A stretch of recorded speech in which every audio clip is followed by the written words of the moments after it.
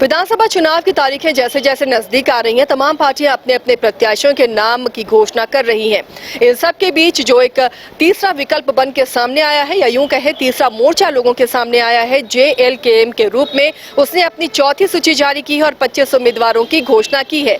इस चौथी सूची में जो 25 उम्मीदवार हैं 25 विधानसभा सीटों में, वो किस तरह NDA और इंडी गठबंधन के प्रत्याशियों को टक्कर देंगे, उसे समझने की हम कोशिश करेंगे। और ये जो 25 उम्मीदवार हैं, अब तक जो JLKM के 53 उम्मीदवार हैं, उनमें ये 25 उम्मीदवार कितने भारी दोनों खेमों पर पड़ते हुए नजर आएंगे, किन किन सीटों पर। हमारे साथ वरिष्ठ सहयोगी राकेश रंजन जुड़े हुए हैं। रंजन जी, JLKM की चौथी सूची अब सामने आ गई है। ये जो 25 सीट है, किस सीट में सबसे दिलचस्प मुकाबला दिखेगा?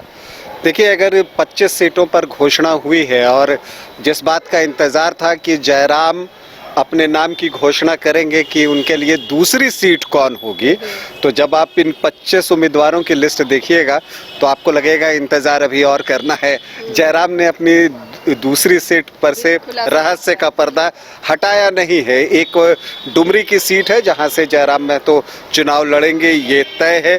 आज बरकागांव से भी कैंडिडेट आ गया, रामगढ़ से भी कैंडिडेट आ गया। मतलब अब इन दोनों जगहों से भी जयराम चुनाव नहीं लड़ेंगे, चूंकि संभावित जो कुछ नाम थे जगहों के जहां से वो चुनाव लड़ सकते थे, उसमें ये दोनों भी शामिल थे। तो अब जो दिलचस्पी है इस बात को लेकर कि क्या जयराम गोमिया, बैरमो और उसके अलावा जो है मांडू, ये 3 जगह में से किसी एक सीट से चुनाव लड़ेंगे। जहां तक मेरा आकलन कहता है, मुझे लगता है कि वो मांडू जाएंगे और मांडू से चुनाव लड़ना शायद वो पसंद करें, लेकिन ये अनुमान है। अब जयराम के मन में क्या है, तो जब वो सूची में उनका नाम आएगा तभी पता चलेगा। फिलहाल जो आज JLKM पार्लियामेंट्री बोर्ड है, उसने 25 प्रत्याशियों की सूची घोषित की है। चतरा से उमेश भारती हैं, सिमरिया से जितेंद्र कुमार राम हैं, बहरागोड़ा से दिनेश कुमार महतो हैं और बड़का गांव से बालेश्वर मेहता हैं।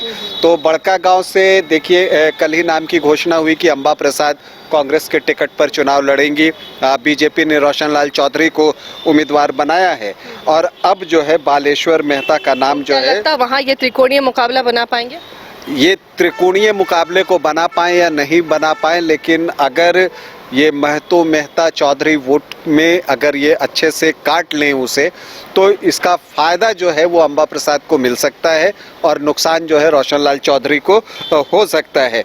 इसके अलावा आप देखिए, चक्रधरपुर से बसंती पूर्ति हैं, तोरपा से लक्ष्मण पाहन हैं, सिसई से सुशील टोपनो हैं, ईचागढ़ से तरुण कुमार महतो हैं।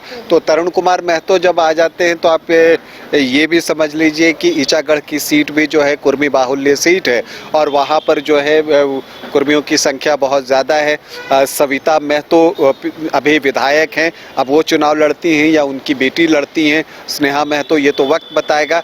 लेकिन आजसू से हरे राम महतो चुनाव लड़ रहे हैं, तो ये क्लियर हो गया है। तो अब वैसी परिस्थिति में ये भी जो है तरुण कुमार महतो के साथ जयराम उतर रहे हैं। तो अब जो है महतो वोटर्स में एक तीसरा कोना भी खुल रहा है। और आपको ये भी बता दें कि लोकसभा चुनाव में भी यहाँ पर जो JLKM है उसका प्रदर्शन अच्छा रहा था, तब देवेंद्र महतो लोकसभा में प्रत्याशी थे। बिशुनपुर से यशोदा देवी हैं, पांकी से ओमकार नाथ जायसवाल हैं, लातेहार से संतोष कुमार पासवान, मनिका से बलवंत सिंह चेरो, हटिया से अयूब अली हैं। और हटिया में अयूब अली हैं, और अगर अयूब अली वोट लाते हैं और अगर वो मुस्लिम वोट काटते हैं तो फिर कांग्रेस को नुकसान होगा। अजय नाथ सहदेव को कल ही टिकट की घोषणा हुई है, वो चुनाव लड़ेंगे कांग्रेस के टिकट पर, तो ये देखना होगा। कोलेबीरा से अजय इक्का है, इसके अलावा जुगसलाई से विनोद स्वासी है, नाला से रघुवीर यादव हैं, जामताड़ा से तरुण गुप्ता हैं। और तरुण गुप्ता वही हैं या ये कोई नए तरुण गुप्ता हैं, ये इसके बारे में तो सूचना नहीं है, लेकिन एक तरुण गुप्ता जो जामताड़ा से चुनाव लड़ते हैं, पिछली बार इंडिपेंडेंट थे, तब 3% वोट उन्हें आया था। और 2009 के चुनाव में जहां तक मुझे याद है वो बीजेपी के टिकट पर भी चुनाव लड़े थे। तो अब ये वही हैं या कोई दूसरे हैं, नए हैं, ये बताना मुश्किल है, क्योंकि अभी JLKM से जो कुछ प्रत्याशी आ रहे हैं उनके बारे में उतनी सूचना जो है वो रहती नहीं है।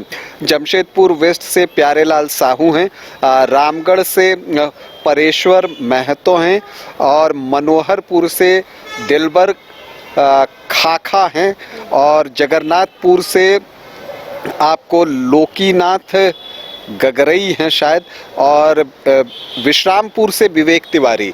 तो वहाँ पर चूँकि विश्रामपुर से ब्राह्मण कैंडिडेट बहुत होते हैं, हालांकि वहाँ राजपूतों की संख्या भी अच्छी है, लेकिन ददई दुबे का एक समय वो गढ़ हुआ करता था, तो वहाँ से जो है इन्होंने भी ब्राह्मण कैंडिडेट उतारा है विवेक तिवारी को।